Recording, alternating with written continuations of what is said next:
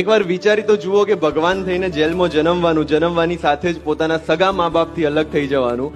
જ્યારે ગોકુળની અંદર માંડ માંડ સમજણા થયા હોય ત્યારે પોતાના પાલક માતા પિતાથી અલગ થઈ જવાનું. જીવનમાં પોતાનો પ્રથમ પ્રેમ રાધા મળવાનો હોય ત્યારે એનાથી અલગ થઈને મથુરાની અંદર પોતાના સગા મામા કંસનો વધ કરી લેવાનો, અને ત્યારે મથુરાની ગાદી મળવાની હોય ત્યારે તે બીજાને આપીને સાંદીપની મુનિના આશ્રમમાં અભ્યાસ માટે જતું રહેવાનું.